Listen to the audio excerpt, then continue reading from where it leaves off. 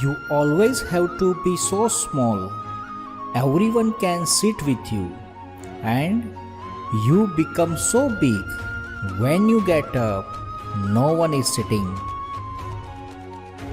आप हमेशा अपने व्यवहार में इतने छोटे बनिए कि हर व्यक्ति आपके साथ बैठ सके, और आप अपने काम में इतने बड़े बनिए कि आप जब उठे तब कोई बैठा न रहे। यहाँ पर एक बहुत ही छोटी बात मुझे याद आ रही है जो मैं आपके साथ शेयर करना चाहता हूँ।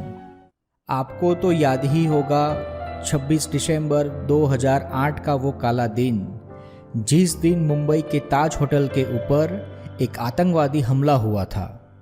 ये पूरा मामला करीब करीब 3 दिनों तक चला था, और आपको ये बात जानकर बहुत ही आश्चर्य होगा कि ये पूरे 3 दिनों तक रतन टाटा जी उस ताज होटल के पास दिन रात खड़े थे। जब ये सब शांत हुआ और जख्मी लोगों को जल्द से जल्द हॉस्पिटल पहुंचाने का काम स्टार्ट हो गया, उस वक्त भी ये सारी प्रोसेस में रतन टाटा वही खड़े थे, मानो उन्होंने ये सारा काम अपने ऊपर ले लिया हो। कहीं एम्बुलेंस लेट ना हो, कहीं ऑक्सीजन सिलेंडर खत्म ना हो जाए, और ये सब बातों का ध्यान रतन टाटा खुद देख रहे थे। किसी ने उनसे कहा कि सर आप रहने दीजिए, हम सब कर लेंगे। तब रतन टाटा ने बहुत ही अच्छा जवाब दिया।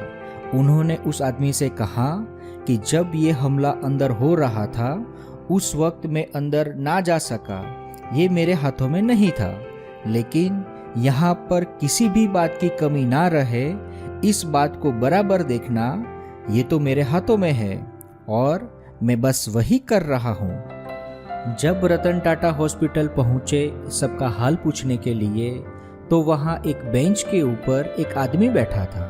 किसी ने रतन टाटा जी को बताया कि सर ये ताज होटल का एक एम्प्लॉय ही है।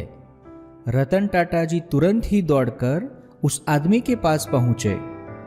वहाँ जाकर उन्होंने उस आदमी से बहुत ही विनम्रता से उसका हालचाल पूछा। वो आदमी भी बड़ा बहादुर था।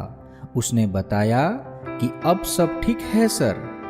पास में खड़े एक आदमी ने रतन टाटा को बताया कि जब वो हमला हुआ तब ये भाई साहब की पूरी फैमिली भी उस होटल में ही थी, और दुर्भाग्य से उस हमले में उनकी फैमिली के कुछ मेंबर उस हमले का शिकार हो गए। ये एम्प्लॉय ने अपने फैमिली मेंबर को खो दिया था, फिर भी उन्होंने अपना दुख साइड पर रखकर दूसरों की मदद की, और आज ये एम्प्लॉय की मदद से ही मैं आज जीवित हूँ और आपके सामने खड़ा हूँ। जब ये वार्तालाप खत्म हुआ और वहाँ खड़े सब लोग यहाँ वहाँ हो गए, तब रतन जी ने उस एम्प्लॉय के कंधे पर अपना हाथ रखा और पूछा, भाई इतनी हिम्मत कहाँ से लाते हो? तुम्हारी जगह कोई दूसरा होता तो खुद बिखर जाता, भला अपना दुख साइड पर रखकर आप दूसरे को बचाने चल उठे। ये तो सचमुच कोई बहादुर ही कर सकता है।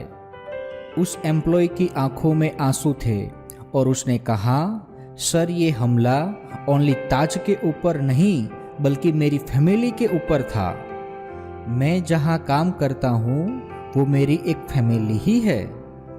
माना कि जब मैं यहाँ नौकरी करने के लिए आया था उस वक्त मेरे लिए ओनली सैलरी ही इम्पोर्टेंट थी, लेकिन यहाँ काम करने के बाद मुझे पता चला कि ये सिर्फ काम करने की जगह नहीं बल्कि ये तो एक फैमिली है, अपनी फैमिली। उसने आगे ये भी बोला कि सर जब कभी भी हमारी लाइफ में कोई प्रॉब्लम आती है तो सबसे पहली मदद आपकी ओर से ही आती है।